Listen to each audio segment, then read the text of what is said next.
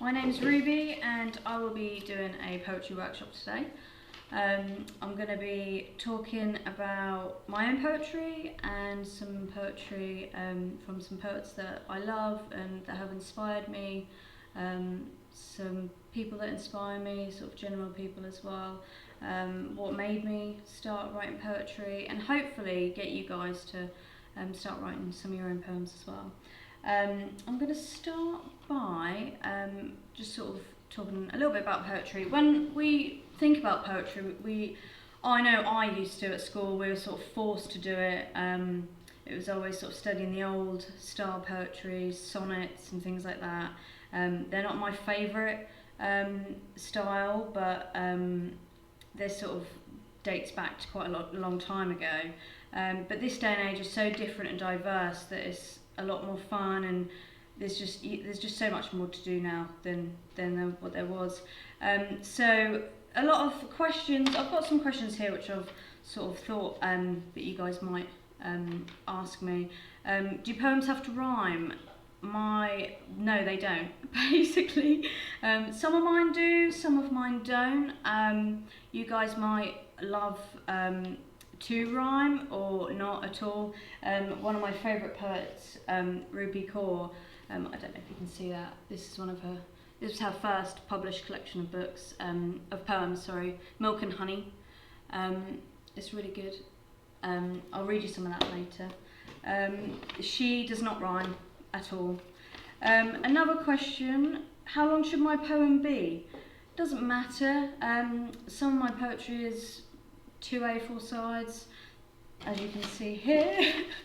Some of it is in my notes page on my phone, 2 lines long. So it's sort of totally dependent on you, whatever suits you, whatever you like, whatever feels right. And you never know sort of when to start or stop.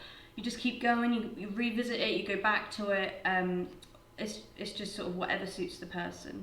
Third or first person, that depends on you as well. I write both. I write as me in first person, and then on other times, sort of where I've had an experience or something like that, I'll revisit that memory and write it sort of in the past as well. So the past and present tense is up to you as well. Structure. Again, like I said about it being long or short, it's totally up to you. Normally poetry is split into loads of different chunks, sort of like a song, you have the verses and a chorus. Poetry can sometimes be put into sort of chunks like that. So you've got the little sections which are called stanzas. I don't know if you guys know that, but yep, so you've got the stanzas there, and it sort of rounds a point off, and then you can move on to the next. It's like a growth, it's a progression in a poem. So that's good for structure and planning your poem. So I'm going to go on to talk a little bit about my own poetry, just a little bit, just to maybe inspire you a little bit. So I started writing poetry, it was way after school. I think it was when I started university, when I was about, I think I was 18, yeah. And I was sort of going through life, living on my own for the first time, doing all these new and crazy experiences. I was really living life on my own, flew the nest, all that sort of stuff, and really becoming my own person and finding out who I was, and then sort of all my experiences and stuff like that. I wanted to get it down somehow. You have different thoughts, and you go through different times in life, you evolve, and with that came my writing. So yeah, what was I going to say? I was going to say, yeah, so my poetry stems from mainly emotions and feelings, my own feelings, my experiences, my thoughts. It could be I'm sitting in a cafe and I see someone and they've got a really peculiar look about them. They've got a funny look in their eye or something like that, and my brain, I just go on a tangent think about all these different things, like where they've come from, why are they in this cafe. They might be sitting there thinking, why am I in this cafe on my own as well? But so it's just whatever. It could be an everyday thing. You're sitting at a bus stop and you see someone walk past or something like that. It can be anything. But a lot of my poetry is also about love, family and relationships. My first serious partner, that sort of brought on a lot of emotions and feelings, which, like songs and things like that, often is hand in hand, sort of heartbreak and stuff like that. So when you guys are sort of thinking about writing poetry, you can think back to points in your time where you were low, or your experiences, heartbreak, anything like that.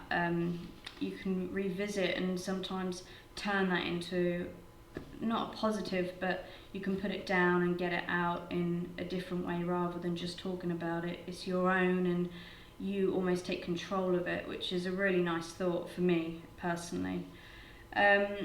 My influences, so I've got a couple. I don't know if you know any of these, but Ann Duffy, I studied her at school, GCSE actually, but I absolutely love her. She's a bit of a feminist as well, which is super cool.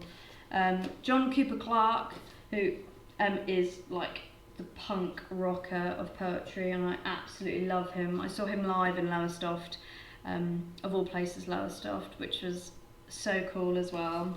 And then Rupi Kaur as well. I've just bought 3 here. There's so many, there's hundreds that I could talk about, but I sort of thought these were quite current and popular, which you guys may like as well.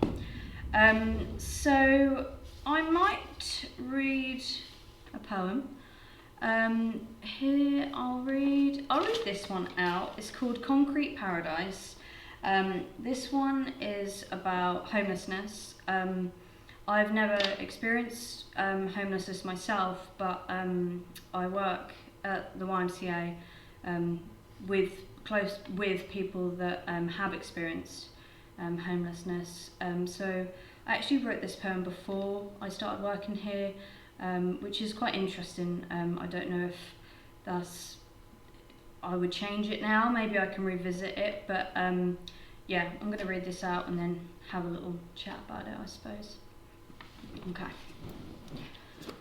Nowhere to peg down your tent, concrete camping. Without the joy, you have no sins to repent. Day and life of a homeless boy. A bed of cement, the only comfort, a bottle. Nights kept up by mind's torment, and pass by muffle. Spat on by the evolution, lives amongst the darkest pollution. One life, choice, confusion, ends up being beaten for being a nuisance. He's not. He wants to touch, have a lover on his arm, sit in a bar with a girl, drink wine, forget a watch on his wrist. He needs your time. Blood pumping through his veins. What's different between the man on the sofa and the man on the ground? This thing called money, which around us it surrounds. The root of all evil, man messed around with green paper. You use the trees to create God's worst creator. Give him a note, do him a favour. For he can only rest if it's higher than man. What he would do tonight to give up his coins, to sleep above the ground. Salute tinfoil nightmares on concrete paradise sands. Okay, that one, it's not written about a particular homeless person or anything like that. It's sort of just me walking around Norfolk and Suffolk really, just taking it all in and, you know, watching actually just pedestrians walk past and not sort of interact and just ignore that they're there. It's just my own sort of thoughts on that. So that was one of them, Concrete Paradise, which my dad actually turned into a song, which is pretty cool. His is probably a little bit better than mine, but yeah. So also songwriting, that brings me on to that as well. It's rap as well. I don't know if you guys know George the Poet. He's really cool. He's from London. He does a lot of YouTube videos. It's more of a spoken word sort of stuff, like a performance poetry. But creative writing, anything like that, is words written down on paper. It's how you deliver it and how you say it and how you perform it, which changes it, I think. But if you were to just read it, say like rap or lyrics, anything like that, if you were to read it, it's almost like poetry as well. I think it, in my personal opinion, it sort of stems down to poetry, similar format, rhyming and sort of the motions and a progression and things like that. So that's really cool. How to get inspired, I've got this written down here. I sometimes struggle to get inspired if I think to myself, oh, I haven't written a poem in ages, I really should start writing one, and I put that pressure on myself, then I find it very hard to write a poem. It really does come naturally to me. I could be driving in my car on my way to work and I think of something, and you just have to roll with it, you have to run with it, and I'll have to pull over and sort of type it up in my notes on my phone. So if my advice to you is, if you do think about something, you think this is a really good idea or a really good sort of couple of lines that you've got which rhyme, and you think this is awesome, I'm gonna turn this into something, write it down, because the amount of times I've forgotten to write it down and then I've just been gutted because I just can't remember what it was. So always write it down. I've got about 1,000 notes on my phone which I need to go through and filter through and turn into poems, but I haven't got the time. But sometimes I think however long, it's up to you how long you can spend on a poem. I think I can get them out within like 10 mins, I think 10 minutes. They come all at once, and I just write it all out, get it down, and it's just there. Sometimes I revisit it and edit it and tweak it a little bit, but usually sort of once I get an idea in my mind, then I'll just get it down, write it out. So I've got some things down here. Never force it. So if you sort of telling yourself you need to write a poem, sometimes that won't work. I would advise you to just wait until you're sort of feeling really creative, an idea pops into your mind, and then just go with that. Take a little bit of time out, take away from your phone, don't watch TV, just maybe go out for a walk, something like that. That's a really, really good idea to get inspired. They can be, it doesn't have to be about, love or anything like that, sadness, a feeling like mine. It could be about one like Concrete Paradise, which is about homelessness. You can pick a subject or a theme, or it can be anything really. Make it up. It could be about yourself, your own experiences, or someone's told you a really cool, funny story, or a not very nice story, and you sort of think, wow, that's a really interesting idea. I could do something with that. That's also really cool. Just go with it and just write. Just keep writing until you find something you think, actually, that's all right. That's pretty good. You'll get there in the end. Right. So I've got something written down here about mental health. Alongside, I do tackle themes of sort of things in society which we don't often talk about. Mental health is much more spoken about now, but sort of back in the day when people were writing poetry, it was more about sort of unrequited love and things like that, and it was sort of male dominated, whereas now we talk about the things that were never spoken about. We have this sort of freedom of speech now. We can talk about whatever we want within reason, and I think that's what's really cool about poetry these days. It's just, you're so free to express how you're feeling, and I think it really does you good inside to get all those feelings and thoughts out.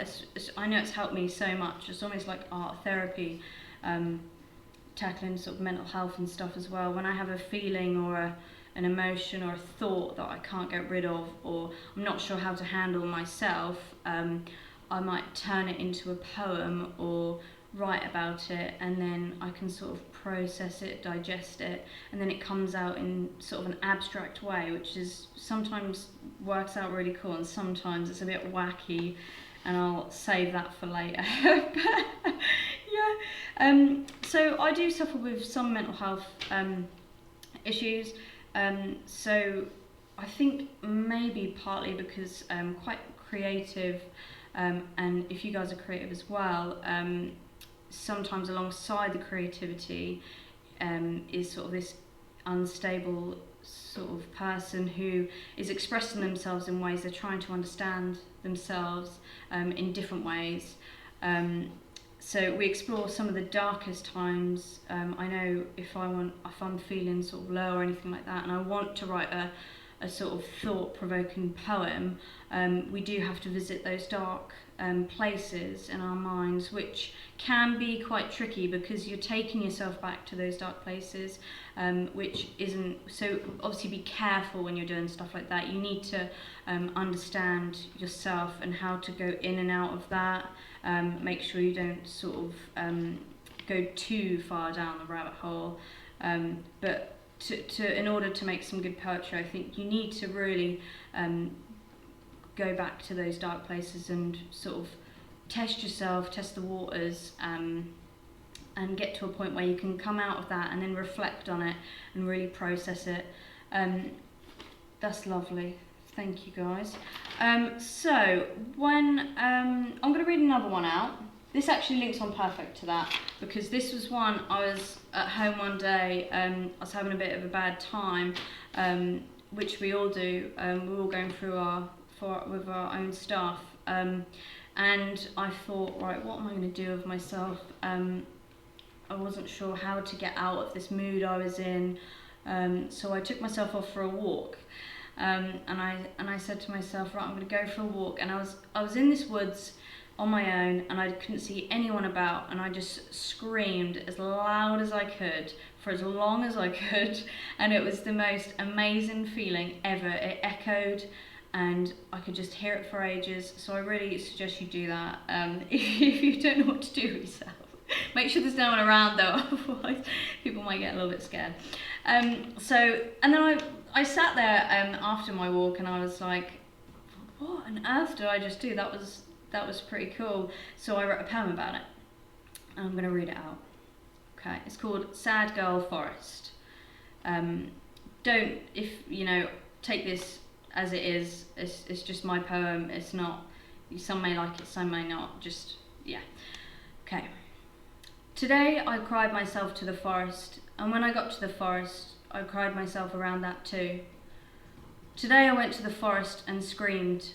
I disturbed the birds, the wood almost shook. No wonder people turn to drugs. I feel like I'm on them anyway, beating the birds from their home, talking to myself like I'm not alone. I face the cold wind, let it smack me in the face. I want to feel like a burning cind, let my dark thoughts continue to race. A sad girl makes the forest sad, can't speak to anyone, not mum or dad. A sad, sad girl with sad mouth, a sad lump of hair, a smile gone south. An angry bear, a stinking skunk, my face laid naked, ugly, bare, a rotten tree trunk. A sad girl on a sadder walk, through the woods, rosy cheeks turned to chalk. A sad girl forest, meet me there, a place we can rejoice, sad when life is a suffering to bear.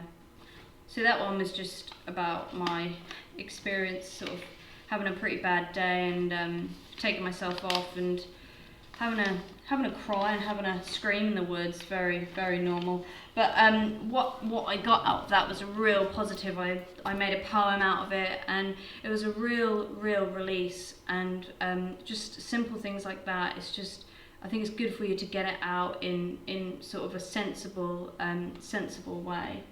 I'm gonna stop talking about myself and talk about three of the poets that I brought along. All their styles are so different. John Cooper Clarke, he's a bit of a punk. I absolutely love him. He's British. He writes. I don't know how old he is. He's sort of, I think he's in his 60s. But this is the cover of the book, the collection of poems, The Luckiest Guy Alive. He talks about all sorts of subjects like kebabs and chicken shops and trainers and becoming old and things like that. Just these topics which are sort of everyday topics, things that people experience every day, and it's just so normal and down to earth that it's just gritty, and I love it. I'm not going to read it out because there's some swearing and some interesting themes and topics in there, but if you're interested, have a little look at that. That is awesome.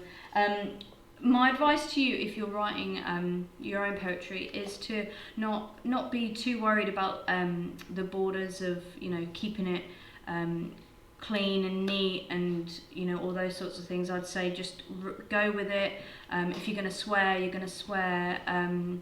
All those sorts of things. Go with different themes. But obviously, when you do touch upon certain themes and subjects, it's good to be a little bit sensitive, because your audience who you're reading to may have, you know, experienced similar things, or they may be offended easily. So just be really careful if you were to read it out. But if it's for your own personal collection, I say go for it, and you do you. That's awesome. I've got here Ann Duffy, who I spoke about earlier, The World's Wife. She is awesome. This particular collection of poems, she's basically taken some characters, stories, myths and fairy tales and flipped them on their heads. She presents them in a new way, and sort of she takes the male, the male main characters, so they've got she changes them all to Mrs. basically. She does it so you can see how the female was in the story rather than the male. Anyway, it's just really cool. She talks about, well, there's loads of things like Queen Kong instead of King Kong. It's just all about people's wives and stuff. Little Red Cap instead of Little Red Riding Hood. She just turns things on their head. It's really cool. I was going to read a little bit of one of them just so you got like a little taste. This one's called Mrs. Midas. I don't know if you're familiar with the Greek myth about the Midas touch, where it was someone, a male, who everything he touched turned to gold. She does something with this. She says, I'll read a little bit out. I'm not actually going to read the whole thing because they're quite long, but I'm just going to read some of the lines which I like. Okay. It was late September. I'd just poured a glass of wine, begun to unwind while the vegetables cooked. The kitchen filled with the smell of itself, relaxed, its steamy breath gently blanching the windows. So I opened one, then with my fingers wiped the other glasses like a brow. He was standing under the pear tree, snapping a twig. He plucked a pear from a branch, and it sat in his palm like a light bulb. So the idea is that she's looking out of her window, she's doing an everyday thing, she's cooking, and her husband is Mr. Midas, and he has made a deal, had a wish that everything he touched turned to gold. So this is the idea of the wife, what happens to her. Yep, everything he touched turns to gold, but what about her? So she's saying she's looking out of her window, she sees him in the garden, and everything he touches turns to gold. He's picking a pear from a tree, and it turns into, well, she calls it a light bulb, a metaphor for the pear, which is a beautiful idea. You can imagine this shiny sort of gold honey sort of bulb in his hand. It's a really nice imagery there. And she puts, I thought to myself, is he putting fairy lights in the tree? Which I liked as well. She puts, I served up the meal.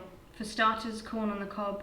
Within seconds, he was spitting out teeth of the rich. So you can imagine this idea of him eating this corn on the cob, but everything he touches turns to gold. So he's spitting out all these lumps of gold. That's a really cool imagery as well. And then towards the end, the poem turns a little bit sour.